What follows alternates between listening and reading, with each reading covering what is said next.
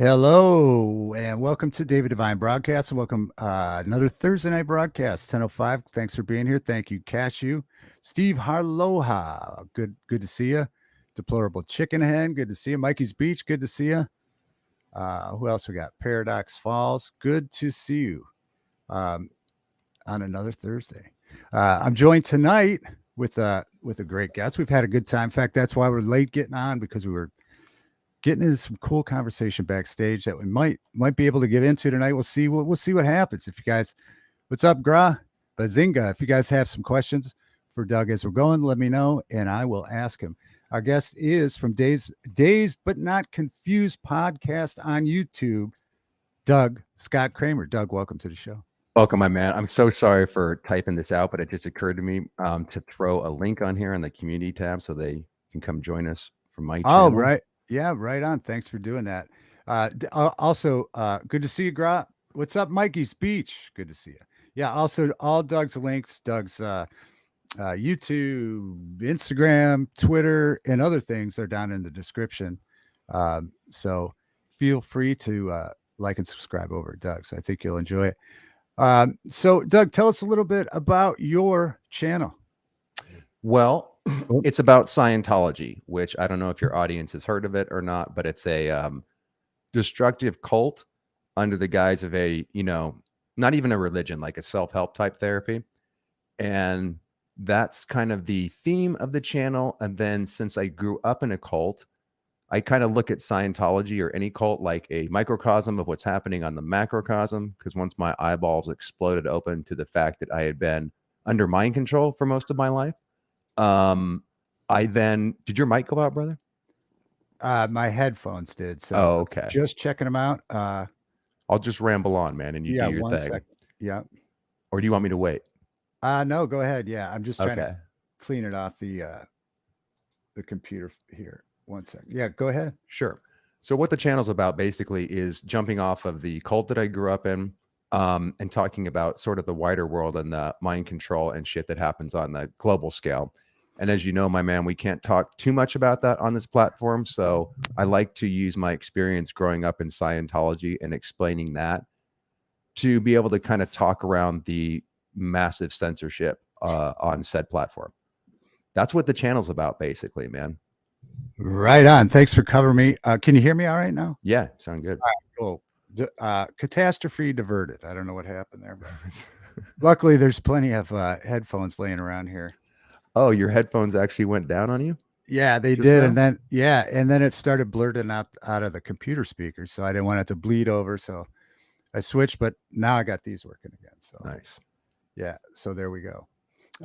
Steve, yeah, good to see you. So at what age did you start in Scientology, Doug? Okay. So, sorry about that. I just want to make sure. Okay. Stand by for 1 second. Sorry. Yeah. Okay. Yeah, no problem. Now you have blood my files. Focus.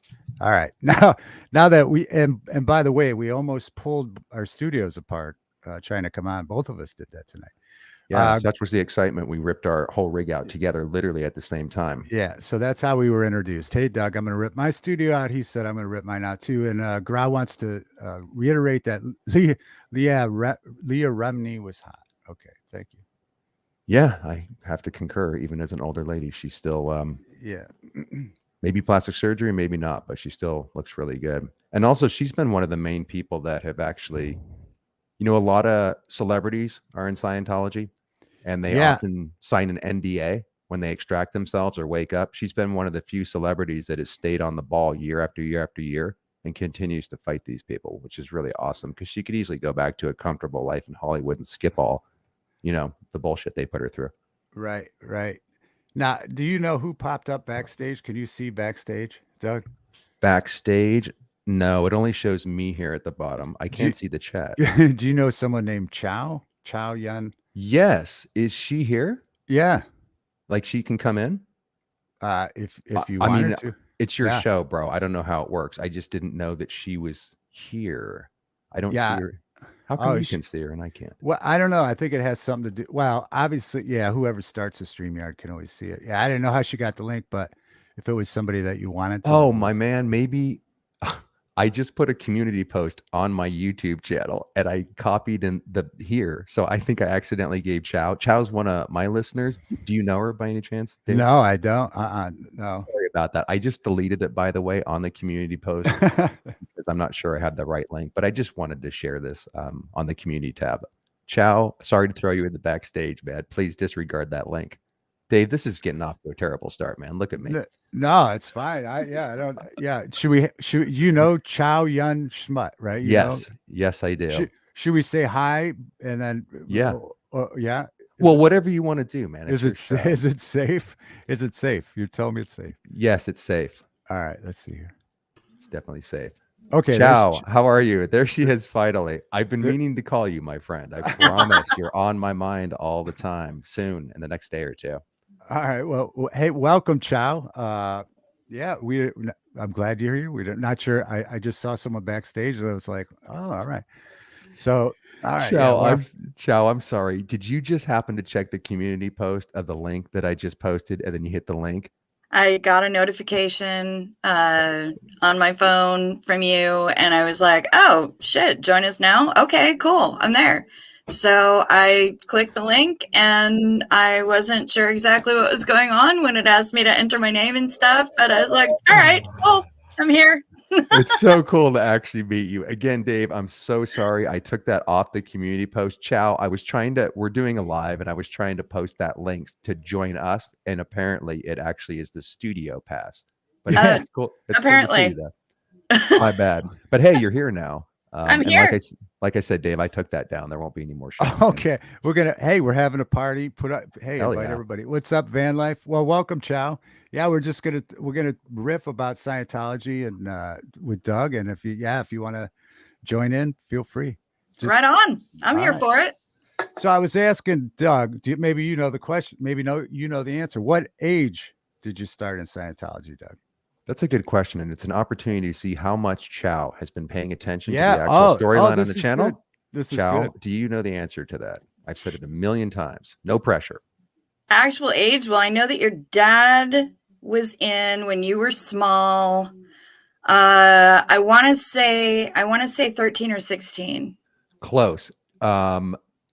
Between 8 and 10, and so I just say 9. That's when, Dave, you asked how I got involved in Scientology. It was through my dad. Do you want me to explain that real quick? Yeah, give you a 5-minute version. Do it. Yeah. Chow, you have a little bit of homework to do. I'm going to advise you to go back and watch the series. It's been mentioned. God, I'm so fired. But you'll have the opportunity to make up.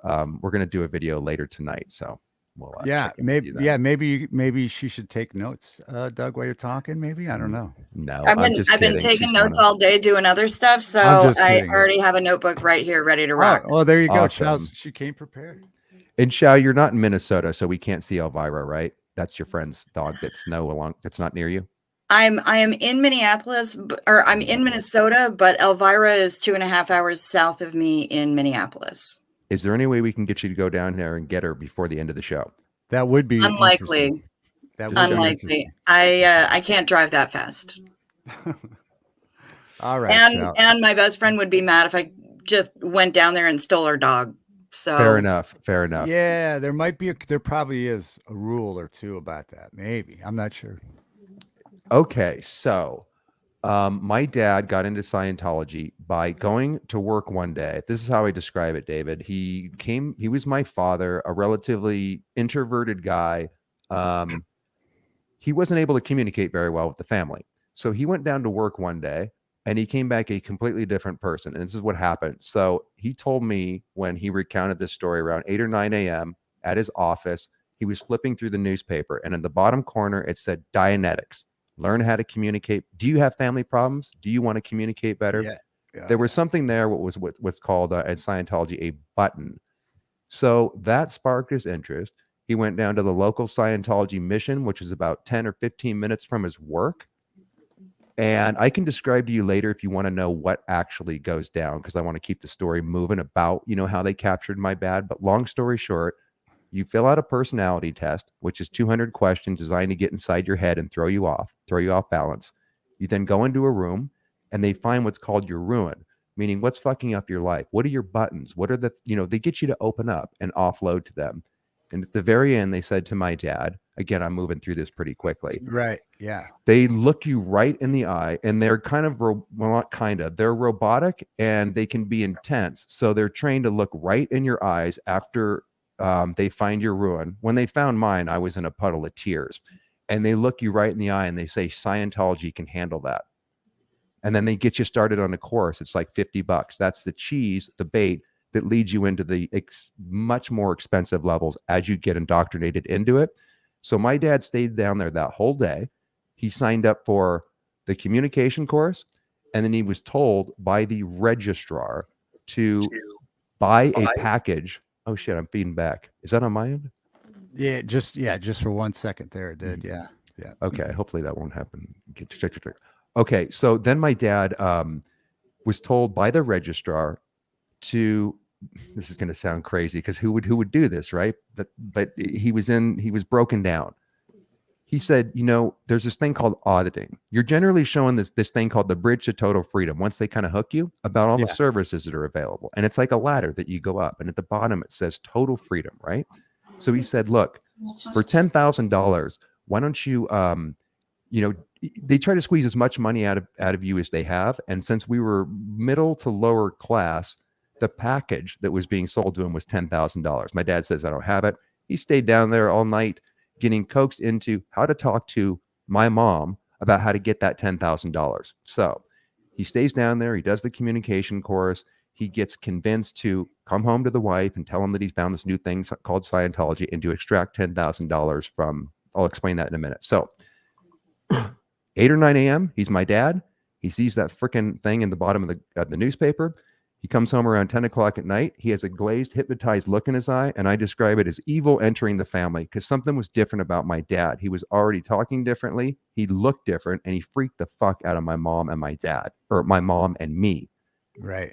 So long story short, he says, I found this new thing called Scientology. I was going to borrow $10,000 from my brother. That's how he decided to get the money because we didn't have it at the time. And basically, if I'm not allowed to do this, we might have to get a divorce. That's in a nutshell. It started out with him wanting to do Scientology. They argued about it over the money and what the hell are you talking about and what's going on here and why do you look different, to arguing over a few weeks where it eventually came to, I might, either you're going to check out Scientology or I might have to get a divorce because I'm going to fricking do this thing. So long story short, my mom got roped down there. They found her ruin, and then they would double team me and work on me from 9 years old up until I took to it. Another long story, about 20 years old. So I fought Scientology off forever. Just to give you an example of what they would do, I would have a problem with a girlfriend in school or something. They would sit me down for an hour or two. They would get me to offload and be open and honest with them. And then at the end, they would say, would you like to be punished for a few weeks? Or we'll pay for a course. Would you please take a course down at Scientology that we feel will really help you? I instinctually hated Scientology. I told them to go fuck themselves multiple times. Give me the punishment. So eventually I gave in because this happened over and over and over again. I said, fuck it. I'll just take the course. It's the easier way out. And I can just get through the BS. So then I hit a vulnerable point in my life around 20 years old. Again, I'm giving you a long story short. I got sucked into it. They found my ruin. And from 20 to about early to mid 30s, I was a 100% Kool-Aid drinking, indoctrinated Scientologist. I totally believed in it. And it's a miracle that I woke up out of it. And that happened in a single day, which we can talk about later. That's the basic thing of how Scientology came into our family. Yeah. Wow. There's a lot there. Yeah. First question, when your dad first came home and you felt like he was so different, how old were you then? About 9. About 9. So you so many questions just arose, but I remember maybe this is how your dad got hooked. I remember in the 80s, was it in the 80s when your dad got hooked? It's a good question. 73, 83. Yeah. About 82-ish, let's say. I remember they were running nonstop commercials on television. Dianetics. And they would put out these bullet points, and they all sounded fantastic. I mean, I remember, and when you're a teenager, or like you said, when you have ruins or ideas or you're looking for something. You're always looking for something, right? You don't want to stay stuck. These things sound fantastic. And because I remember going out and buying that book, Dianetics, You looking did? for, You yeah. bought it? Oh, yeah. Looking for, I was, in my early teens, to getting close to 16. And, things are so dramatic and falling apart at that age, So you're always looking for something. And so I went out and got the book and I looked for all those bullet points in the book, but they're buried. I never found them, Oh, I know what you're talking about. It's that commercial that says, do you have a problem with your relationship? Page 411. Would you like to solve your right, Chow? You remember that? There was those 80s commercials. The guy Yeah. that made those, by Oh the yeah. way. Remember Oh those, yeah. I right? used to, because I mean I was 10 in Yeah. 83. Mm-hmm. Yeah. And I've always been a night owl. So I'm up watching like Night Flight or whatever, like late night television. And here comes the volcano. Yeah. Right. And Yeah. all of the questions and the page numbers. And yeah, I remember them vividly. A lot of people do, Chow, and a lot of people got into that. And the guy that made that, his name is Jefferson Hawkins, and he's been making the rounds. We have a big community, Dave, that kind of kicked off in the last year of a bunch of channels called collectively SPTV. That stands for Suppressive Person, which is what they call you when they leave Scientology TV. So there's a bunch of channels that kicked off. And Jeffrey Hawkins, the man who was responsible in the cult for creating that famous ad that got a ton of people in. Oh, He's been doing interviews lately too. It's a Well, fascinating. he wrote a book, didn't he? Yeah, it's called Counterfeit Dreams. Did you ever read that, Chow, by any chance? I did. Great book, right? I tore through it when I had a surgery a few years ago. And one of the things that I knew I was going to be spending a lot of time recovering, where I wasn't going to be able to do a whole lot. And so I ordered a Kindle and I just downloaded a shitload of books. And his was in there, Barefaced Messiah, Piece of Blue Sky, Blown for Good. Everything that I could get my grubby little paws on, Troublemaker, all of them, and loaded them all onto the Kindle so I would have some shit to read while I was recovering from this surgery. And it wasn't all Scientology stuff, but a lot of it was. Did you use any of the tech, Chow, to recover from your surgery, like Touch Assist and the stuff that you learned in those books? No, I'm just kidding. Sometimes I used a locational. I'm totally kidding. Of course. I gave myself a few locationals to get away from the pain when I was waiting for the evil drugs to kick in. Sorry, David. We're using nomenclature of these really silly things called a locational or touch assist whenever you're injured or whatever. When I was a kid and I'd get injured, one of the Scientology principles is my dad would say, I would sit down. It's kind of pedophilic, my man. It's really weird. But my dad would, this is how I got used. Scientology is really weird. You read lines from Alice in Wonderland in some of their drills.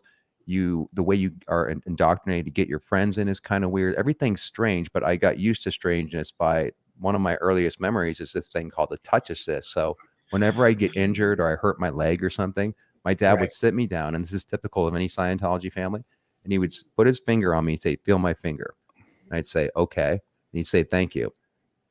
Feel my finger. Okay, Dad. Thank you. Feel my finger. The idea, don't ask me to explain it, David, because I don't understand it. But once in a while, it did seem like maybe it takes your attention off the pain or whatever. It did seem to frickin' work a fair amount of the time. It doesn't mean Scientology is valid. It literally sounds like a distraction thing where you're just taking your mind off of it. There's no science. Just redirecting. Just redirecting attention, right? It's kind of like the different ways that you could cure someone of hiccups, right? It would work one or two times, and then they get used to it. It might not work, but that's the same thing. It's redirecting your thought pattern to concentrate on where his finger is. Yeah, so that's wild.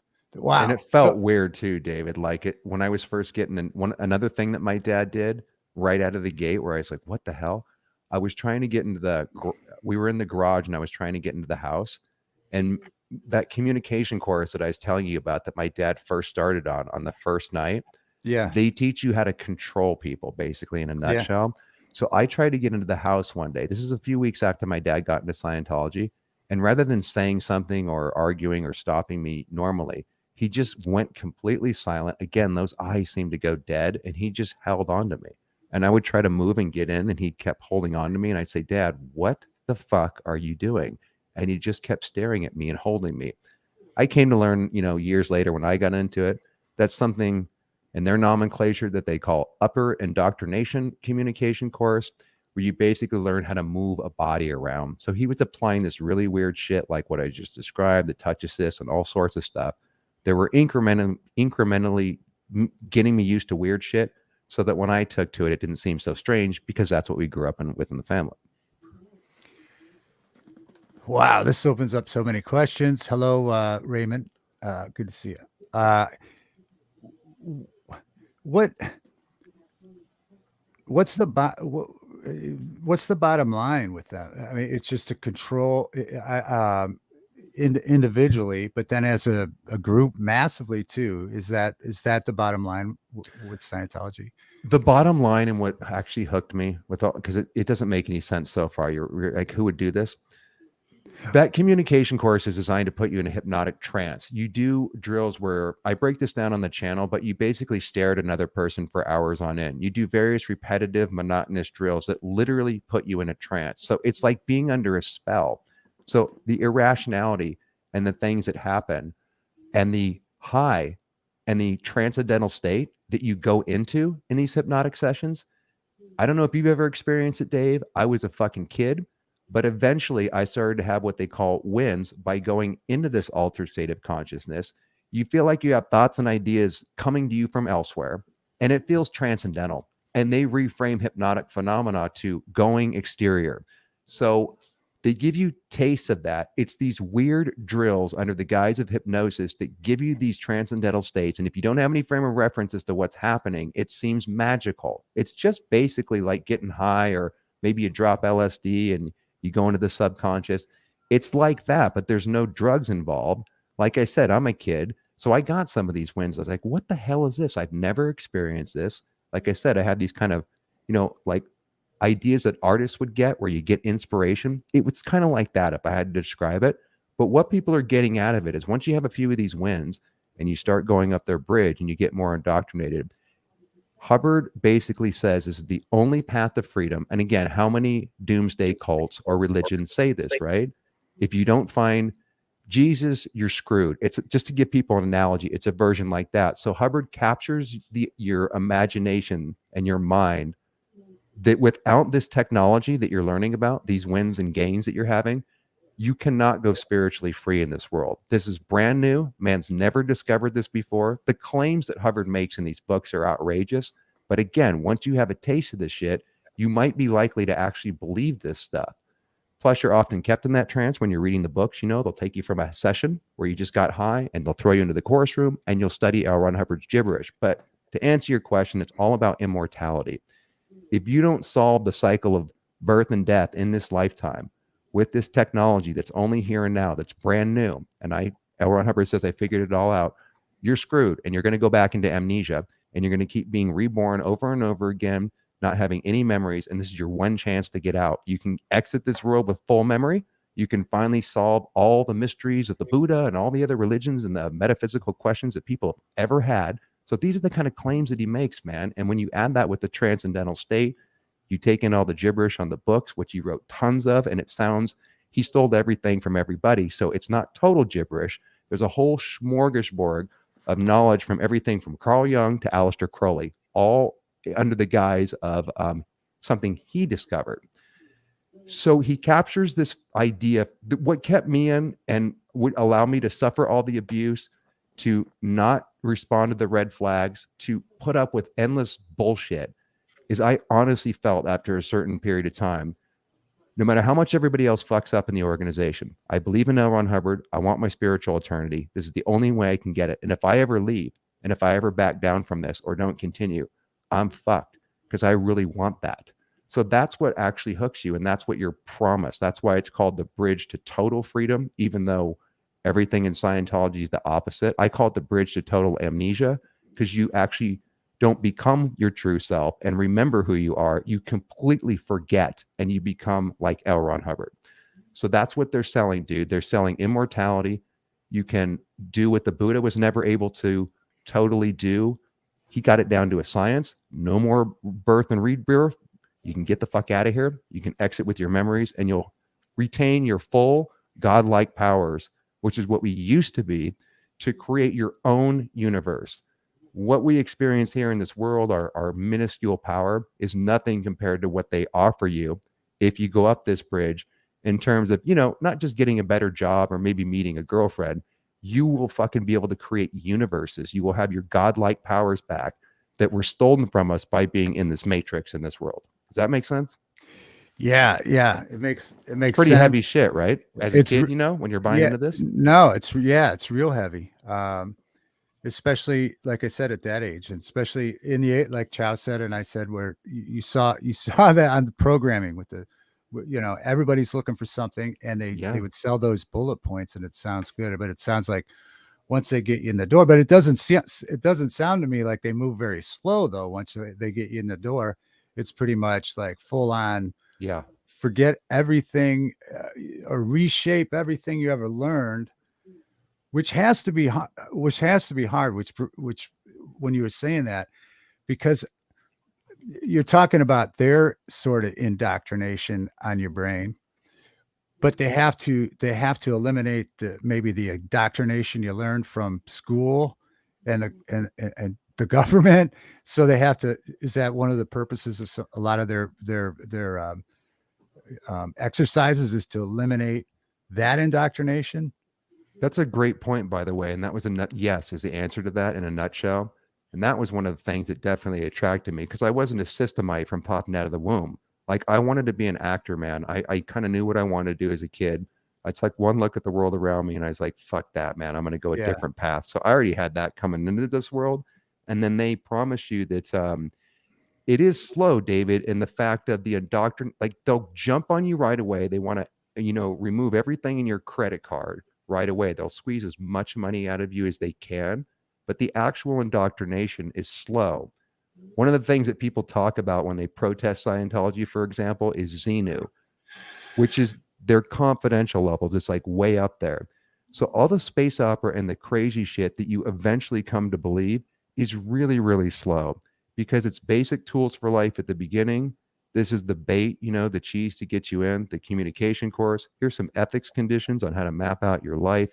They have, seemingly, until you figure out where you stole it from, revolutionary basic courses that are not fast. It's real slow. It's just like boiling a frog in water, right? You throw them in when the water's cold and you slowly turn it up. And by the time you're on fire, i.e., you're up at the top of the confidential levels and you no longer have your friends and everybody around you is a Scientologist and your credit cards are maxed out and your house is mortgaged, that's when you can't get the fuck out because you're already on fire. All cults work that way too. It's slow. They don't hit you with the crazy shit until you're well indoctrinated. You have to earn the level. Do you feel like you're part of an elite? You're learning a special technology. It's all basically the same blueprint. But I would say that Scientology is one of the most sophisticated, amazing traps ever created, because Hubbard was a genius in that way. He was a psychopath, but he created something where you can really go quickly into that hypnotic trance, maintain it for a lifetime, and you'd be none the wiser. It's quite scary coming out of it when I woke up out of this. Yeah, I want to skip around here, but I want to ask you how. First of all, did your parents ever leave, or they stayed in it, or?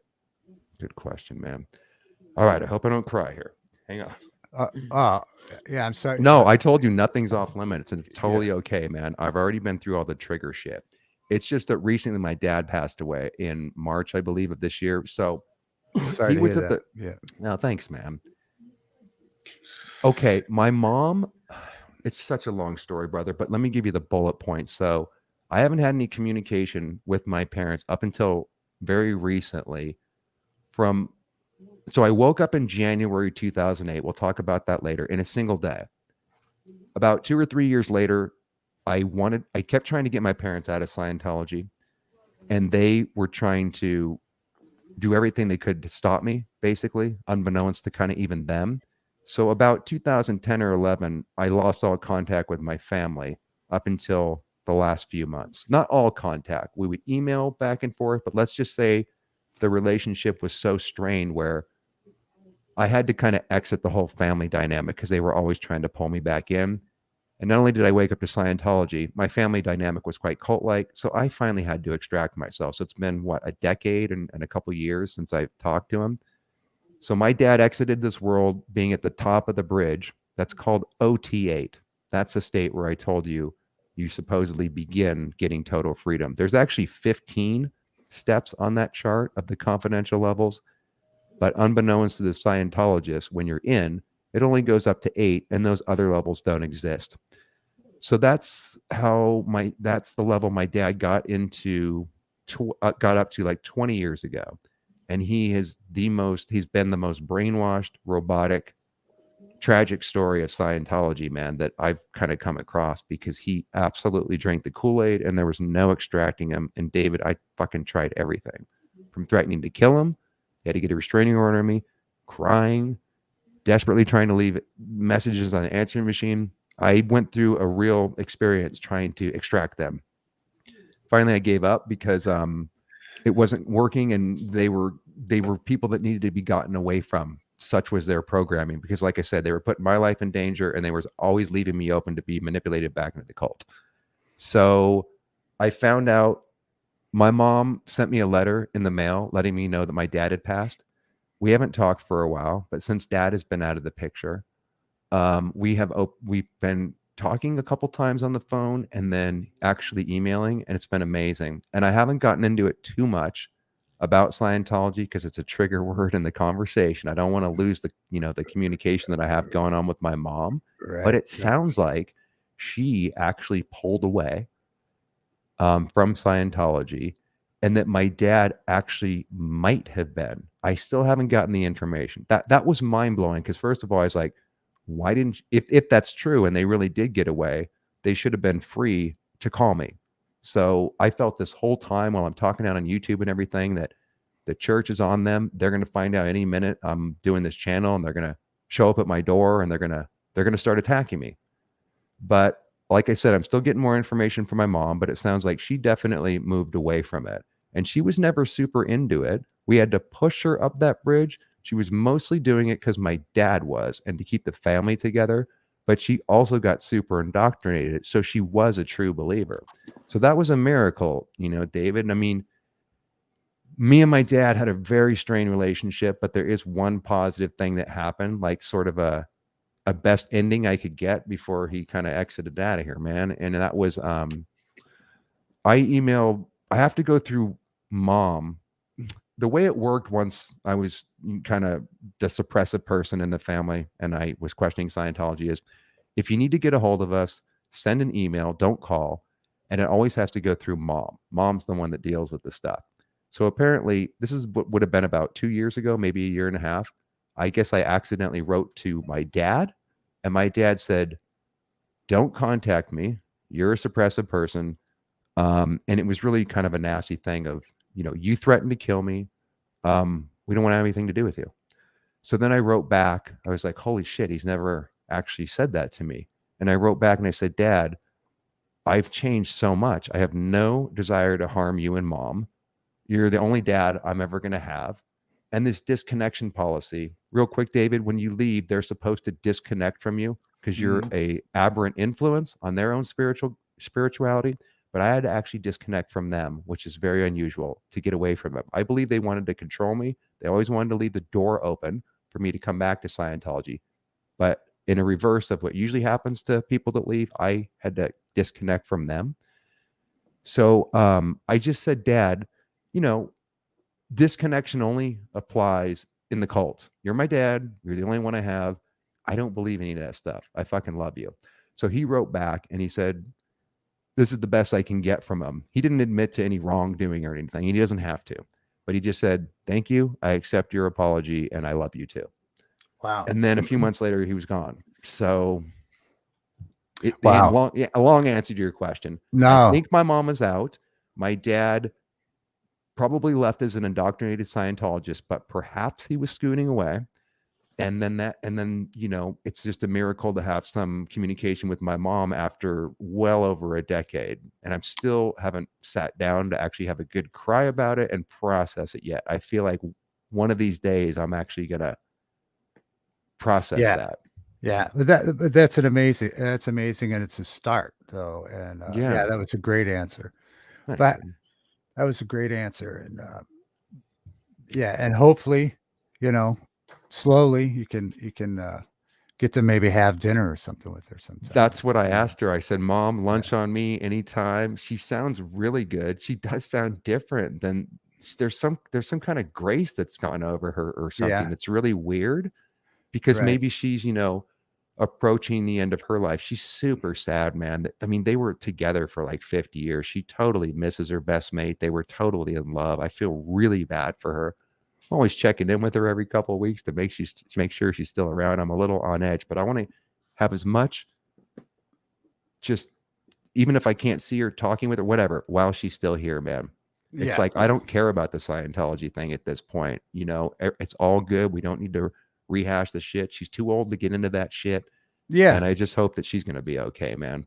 yeah. That's great. Yeah, I Thanks. know. I mean, everybody. All families go through stuff. This is obviously a very in depth thing, but I know I went through the same thing with mine, and had some sort of amends at the end, and they were the greatest 3 years at the end for me That's with my, awesome, man. you know what I mean? So hopefully you get some sort of like satisfaction but yeah, I mean, I think at some Thanks. point everybody needs to forgive the past. But when you were talking, do they purposely try to separate people like husband and wife, kids? You're no longer to think about it like your parents were they thinking more about themselves individually, reaching that goal to the 15 steps or 8 as it turns out to be. They turn their focus on themselves rather than their family, or responsibility above all was individual, or and also for the church. That's a good question, man, because it's yes, but it's kind of both. So you think you're actually doing everything for the family.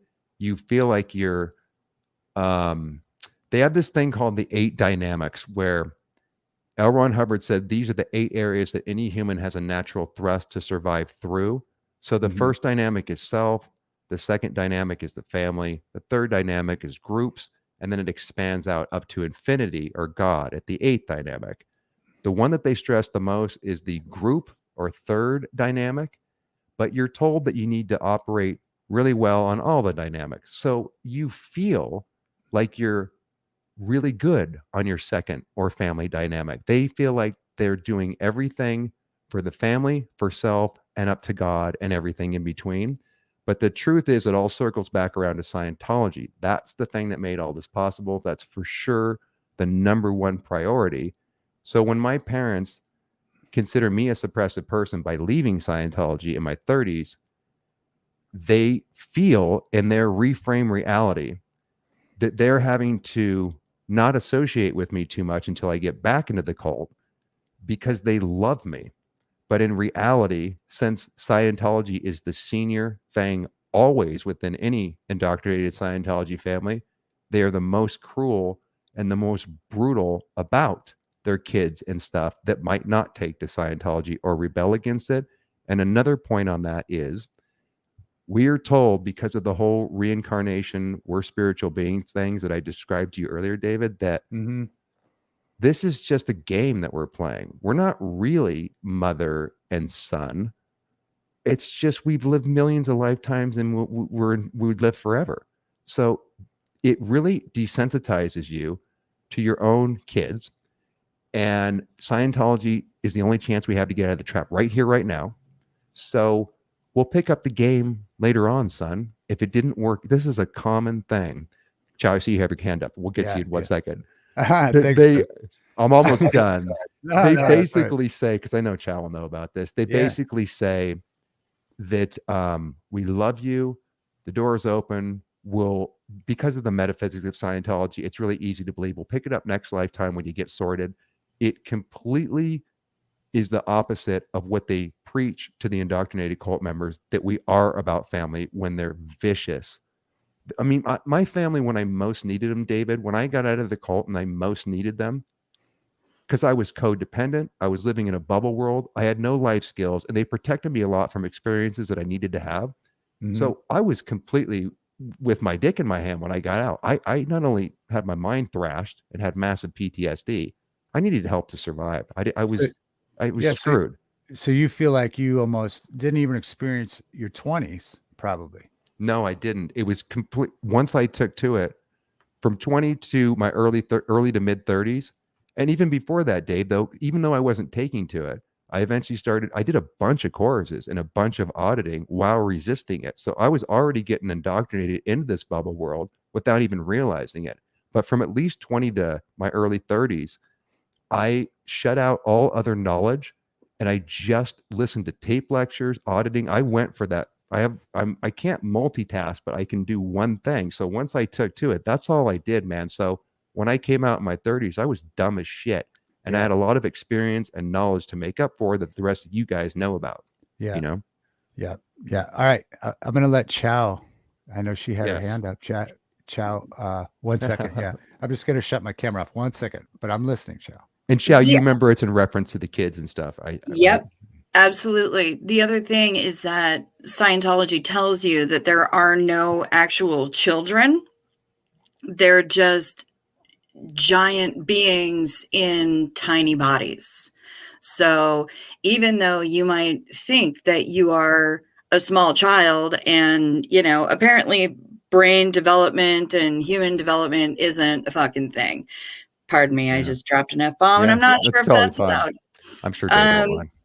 But yeah, so you don't actually get to be a kid because you're not a kid. What's a kid? You're still a tremendous being in a tiny body. It's just the body that's small. Nothing else really matters. And you already know all of the things that you're supposed to know. Yeah. And so you should just be able to do all the stuff with, you know, like no real training. That's why they put kids doing all of this horrible messed work, the hard labor, stuff like that, because you should already know how to do this. You should know how to hang drywall. You should know how to do construction or demolition or anything. You should already know that. You should be able to pick that up in a hot second because you already knew it from before. You're a tremendous being in a tiny body. It's just the body that's small. It's not a big deal. So let's get this straight, Chow. What you're saying is that they approach children as if they have been through this all before. Yeah. So, and that they should remember, and almost you could sort of get punished or shamed because you don't remember. Oh, absolutely. Absolutely. If you don't perform to the level that they expect you to, or if you become injured because you're doing something that's that the rest of the sane world would consider dangerous or anything else, you pulled that in because you weren't obviously you weren't paying attention, you weren't working up to your potential, and you weren't bringing those memories back from the previous spot on the track where you were before you got that tiny body that you're currently in. So yeah, absolutely.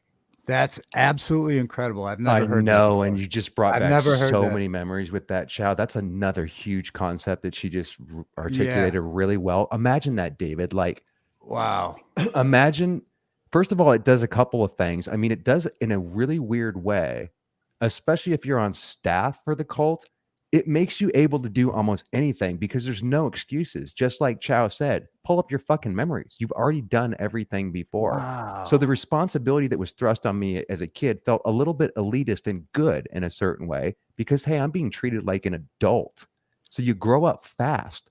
And at the same time, you're in a bubble world that's insane. And the discipline is so harsh if you can't pull up your memories and achieve something, to put it in a nutshell. So there's incredible responsibility and incredible desensitization about your own kids. And you might skip medical treatment and all sorts of things because you have all the spiritual power and abilities to fix anything about you in your personal life and out there with anybody else. So it's kind of a heady trip of feeling like you're being treated like an adult as a kid, which is kind of awesome. You're in this incredible environment where everybody seems able and they can pull off miracles by being under the stress of the cult. And then also you're slowly getting more and more desensitized completely from reality. Like Chow said, where someone has a problem with cancer or some bodily condition or anything like that, normal people know what to do. But if you're on the OT levels, the advanced courses, or even younger getting the touch assist, you just have to basically remember what you've already done a million times before. And if you can't, there's heavy fucking discipline. So it's not a light thing. It's expected once you buy into the fact that you're a reincarnated spiritual being who knows all this shit. It's crazy, right? Wow. Yeah. No. Amazing. Amazing. They I lay appreciate this you shit on bringing this parents up because too. I've never Yeah, heard Joe. this. Yeah. Go ahead, Chow. Sorry, but no, I've never heard this. This is unbelievable. They lay this shit on parents too, where it's like, okay, yeah, so that's your kid, but you've had millions of kids before. And maybe last time they were your parent. So Yeah. I don't understand what this hardcore connection is all about, because you've had millions of kids and they've had millions of kids. They were probably your parent in the past. You've been their parent before. It's why are you getting so hung up on this? Yeah.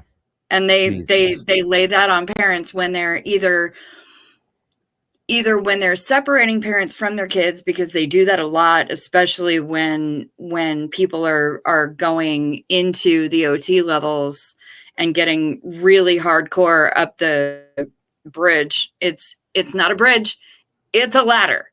I know. And that makes me insane. But I know.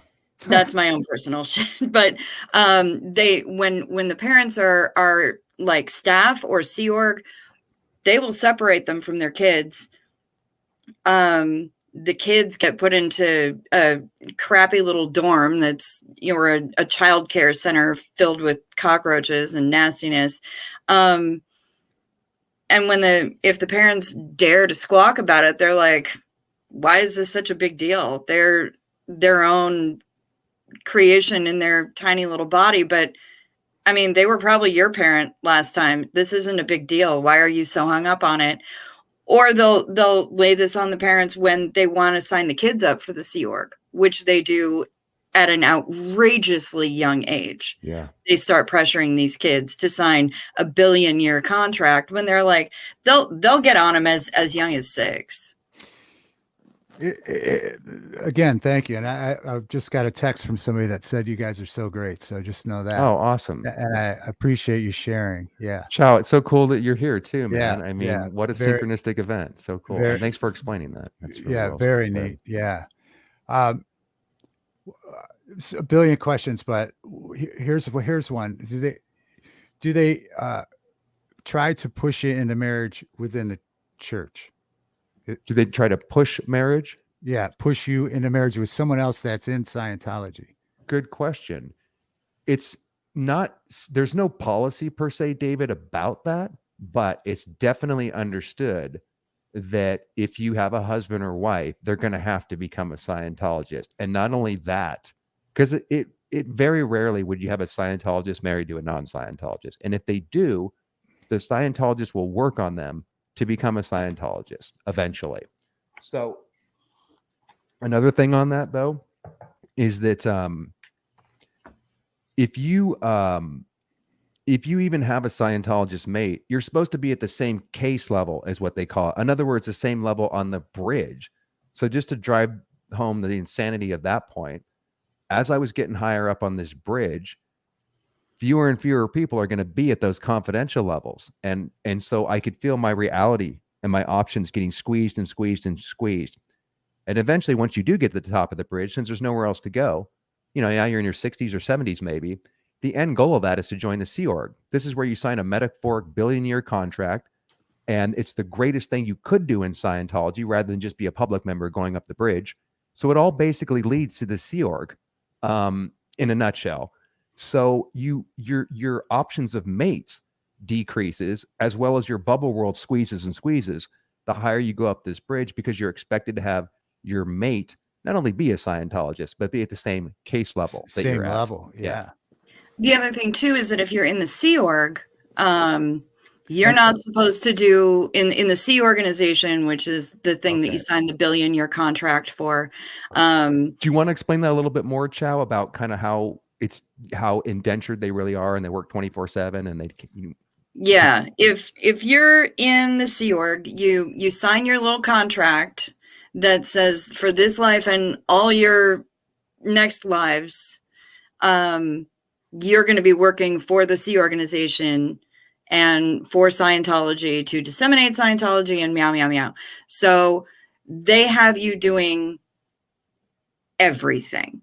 The only bonus is that your lodging, your uniform, and your food, such as it is provided, and they pay you the measly pittance of about $50 a week if you're lucky. for full-time Sea Org members, but then they take Did you hear that, taxes on David? that. Did you hear that? $50 a week. Yeah, and you're working 24/7. and you're working. You're working constantly, and the only other benefit is that you get all of your auditing and your training to go up the bridge at no cost. Maybe though, Chow, because even then you're if you have working so time. hard. If you have time, exactly. If you have time, because to go into auditing, you have to be well rested and well fed, and nobody in the Sea Org is well rested. Great point. And then also, if you leave Scientology, you then have a freeloader's debt where you have to pay back all the auditing and any services that you got for free in there. Not legally binding, but a lot of people are still under the spell, and they pay hundreds of thousands of dollars or something when they get out. So that they can route out properly and still maintain contact with whomever in their family is still in. But the thing with Sea Org is that they want you to sign on really young. And once you do that, one of the rules is that you are not allowed to go in and get a little frisky with anybody else who isn't your spouse. So you've got people in the Sea Org getting married at 16, 15, as long as they have parental consent. In California, if you have a parent with you giving consent, you can get married at a ridiculously young age. There's actually no lower limit to that age. I just looked that up recently. Wow. So you can be 12, and as long as you have parental consent, you can still get married legally in the state of California. I didn't know that, Chow. Wow. Yeah. So that's disgusting. But you've got a lot of people in the Sea Org, a lot of kids, just wanting to get some laid or wanting to make out or You're not allowed to do that in the Sea Org unless you're married to that person. So you got a lot of in Sea Org getting married.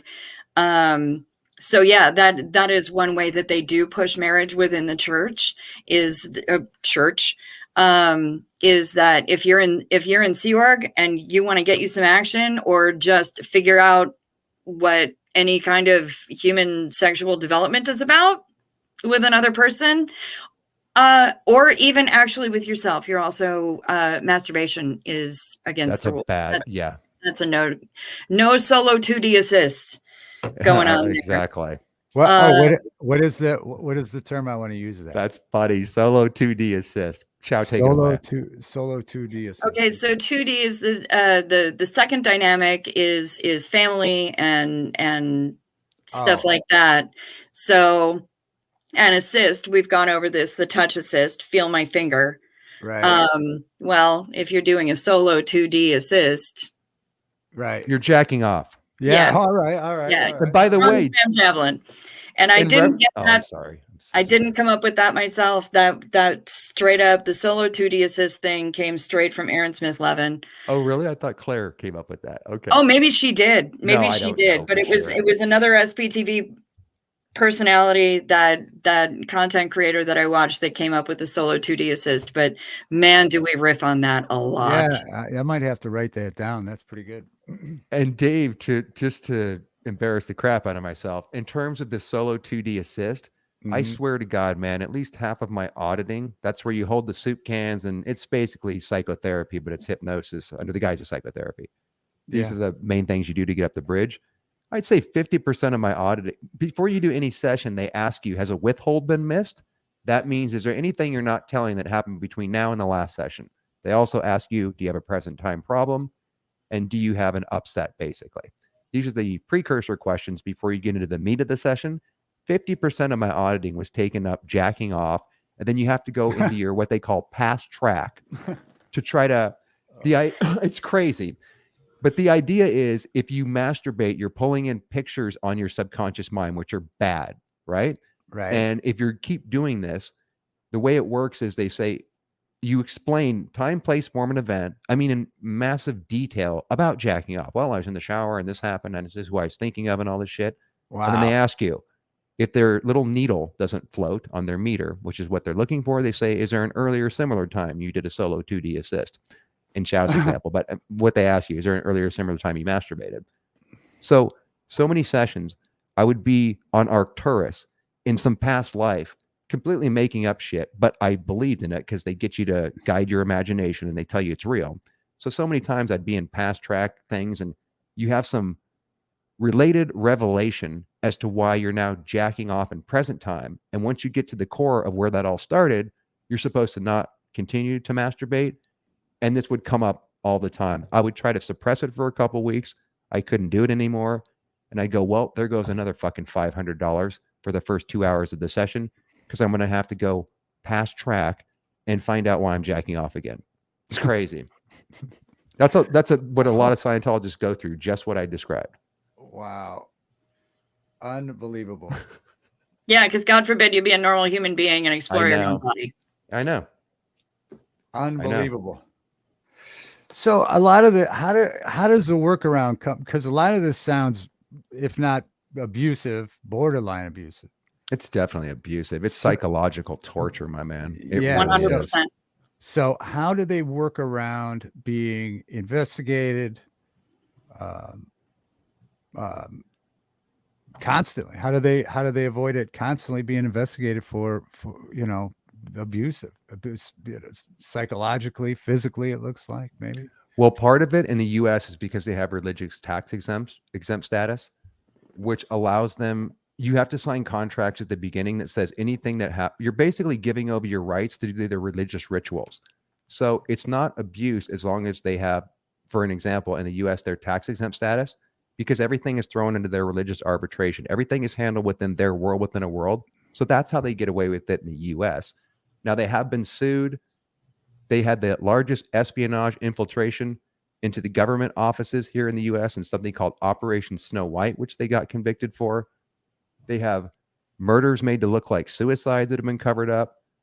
They have human trafficking, as Chow was describing earlier. They traffic kids. They try to get them to sign that contract at 6 years old, and then they have to wait a couple of years, I think until 8 or 10, to throw them in there for the rest of their lives to be indentured slaves to the cult leader Miscavige.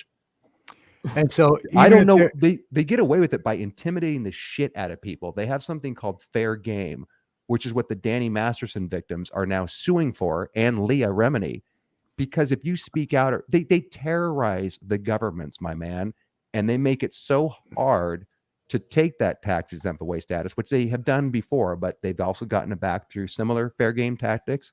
They literally filed 1,100 lawsuits against individual IRS agents to get them to give their tax exempt status a couple of decades ago. So people are afraid of them, and the litigation and the length of time it takes to take them down, I think, is a basic answer to that. So they're going after, and they got the money, and they're going after people personally. So they're going after very personally. Wow. Oh, they send PIs after people to stalk people who leave, people who dare to speak out, people who will show up to protests, and don't take care to cover their identity effectively. They'll send PIs after them too. I'm so glad you said that, Chow. I'm doing a video tomorrow to warn people about what to expect at the protest coming up, the big one coming up in the UK, because that needs to be known about. Yeah, that needs to be known about. I'm so glad you talked about that. Yeah. Real quick, I want to squeeze this in from Gnome. Go ahead, Doug. Gnome had a question a while ago, and I got too into it. No, that's all right. She just says, Doug, is all Sea Org staff seem to smoke. What's the youngest SO staff member you've seen smoking? No, what's going down, man? It's good to see you. Thanks for the question. I would say 15 or 16. I've never seen like a 12-year-old or 11-year-old smoke. It doesn't mean they don't. but definitely, below the legal age, below 18, it's very common to smoke, particularly on staff. Not necessarily public Scientologists like me, but they're so stressed out, Dave. And, they can maybe get outside for 5 minutes and smoke a fucking cigarette. So a lot of their Scientology is infamous for a lot of people smoking. Long And Island it's an Bigfoot appetite with them. suppressant. LIB. Yeah, Thank that's another good point. It is. I didn't even think of that. What was it, Chow? You said It's an appetite suppressant, and they feed the people in Sea Org for shit. So, Right. Any appetite suppressant that you can get, may as well take advantage of it. So, and David, I'm feeling hungry right now, so I'm gonna apply the appetite suppressant. Oh yeah, suppress that. Just don't do the 2D solo. We aren't gonna see any solo 2D shit here, my man. All right, we will if not it gets to that point, that. we'll just end. We got to end soon Fair anyway, enough. but right before the solo 2D thing. We already got David using the I know esoteric outside of the cult nomenclature. I know. I have to write this down. Solo 2D assist. Yeah. Solo 2D assist. So funny to hear. All right, this is going to be a normal thing on here now. Thank you, guys. Fair enough. Now, so again, we only have a few minutes, but so there's Scientologists every state. They're working everywhere, or they aren't in every state, and they stay into smaller groups, or are they spread out everywhere? All over the world, including are they Zimbabwe all around us? And even the smallest country? Not everywhere, but basically, like, they have these big cathedrals called ideal orgs, which are super fancy. They're generally historic buildings that they buy up because they're super rich all over the world, the US and overseas. And then they have smaller things called Dianetics groups, where people will still get together with the Dianetics book and form a little group. They have those. And then they used to have things called missions, which were less grander scale than the huge cathedrals that they have. That's kind of been pushed to the side because they want to just do the ideal orgs. But long story short, they're everywhere. They have Scientologists there's not a lot, David. There's only a high estimate is 30,000 members. It's basically about 25. That includes all the staff, all the Sea Org, and all the public. So they're a microscopic group, but they might have 4 members here, 3 members there. Florida and Los Angeles here have the most Scientologists. St. Hill, which we were just talking about with Chow, they have some UK event coming up that's going to be protested. They have, do you have any idea how many they have there, Chow, in the UK? A couple thousand, maybe? Not much. Well, between St. Hill and Birmingham, not a lot. I'd say a handful of thousand, less than 5,000 for sure. Yeah. So not much, Dave, but they've managed to get celebrities like Tom Cruise and John Travolta, which keep it on the map. They operate like an intelligence agency. The CIA themselves said that they have an intelligence apparatus that's better than the actual CIA. And for a group that's so small, it is incredible their ability to always survive and the massive damage that they've done to families, associates, family members that are Scientologists. And, the 7 decades destructive history of Scientology, you could write novels on it and it would seem like science fiction. They've been very effective in what they've, in just surviving and crushing people all over the world. Just incredible. Yeah. Someone, Van Life's asking about Tom Cruise, if his mental capacity, but I don't know if we know that, but yeah. Tom Cruise's mental capacity? Where is that one? So, they're asking if he's insane. I was just being nice. He sure does have capacity to be mental. Yeah, or a psychopath. I think he's a psychopath. That's just a total opinion, with or without Scientology, but he's so indoctrinated. He's never going to come out. And the only reason he would is if something bad happened to him personally, but he'd never speak out about it and never take responsibility for his own. Because, he has Sea Org members that he uses for slave labor and stuff. He disconnected from Surrey, his daughter. He would have so much to decompress from, and I don't think he has the capability anyways as a psychopath. So the best that could happen is he'll scoot out the back door, and that'll be it. Yeah. Now, how do they have the best genealogy information? I don't know. I don't know, Van Life, what that means. No, that's LDS. Oh. Yeah. LDS has banging genealogy information, but that's not Scientology for sure. Okay. But it's similar though in the terms of all destructive cults have very similar characteristics, even though the literature would be different. Yeah. It's Right. amazing how similar they all are. And what is that one that you're talking about? What is it? Latter-day LDS, Saints. sorry, the Mormons, the Church of Latter-day Saints. Oh, okay.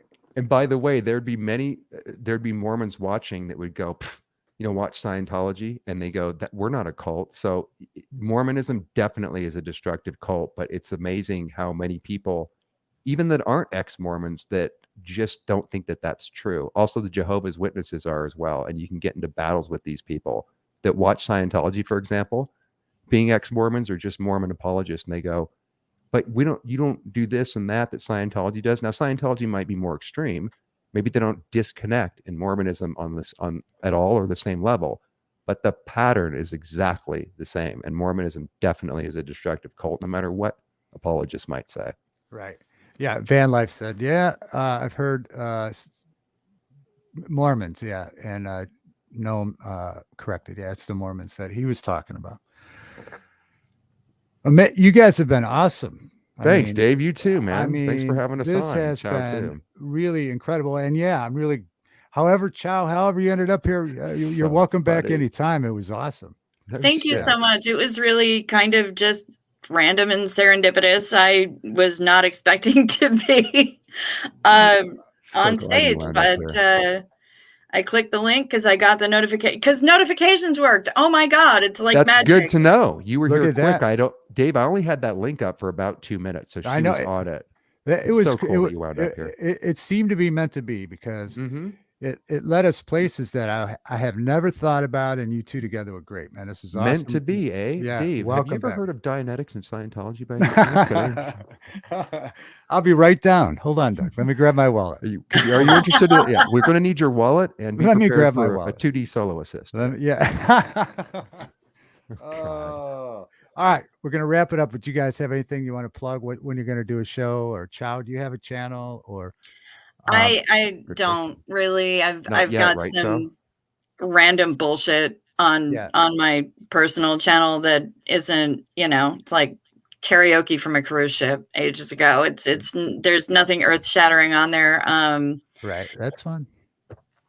That's so fun. But eventually, yes, because I own my own business, and so I will be eventually building a channel so that I can kind of promote my business. Right on. And utilize it. That I just got a GoPro, so I'm very excited about that. Oh, excellent. Yep, I could do a whole show on my love for GoPro. I love GoPro. Yeah, which one did you get? The Hero 8 Black. Great. Yeah, they're great. They're great. And they sell all these awesome accessories too. GoPro is just I love them. Yeah, I've been using it for 1 year now, and it's just a great camera. I went all in on that bitch, and I have not yet learned how to use it, but I got myself I love to snorkel, and I got myself a little underwater handle gimbal kind of thing that I can use for underwater. So I'm looking forward to that exploration. And they have their app Quick. You can for like cheap $49 a year, you can store unlimited in their cloud too, which is phenomenal. Nice. Yeah. Good. You guys have a lot to talk about. Yeah, we Chow, do. You're going to be coming back to the show when you start. You got to come back. Yeah, you got to come back and hang out. Doug, I guess. Doug, again, Doug's links are all in the bottom there. Subscribe to Doug like I did. And when are you going to do another show or video? In about an hour. There's an update on the Danny Masterson case, so I'm going to go live for like 30 minutes and just hit that. I try to cover the latest news, and then, like I said, all the shenanigans, and then the wider global bullshit too. All right. Well, thank you. I'll be over in your chat to watch that. Awesome. Thanks, man. Chow, will you be there, or is it nighttime for you?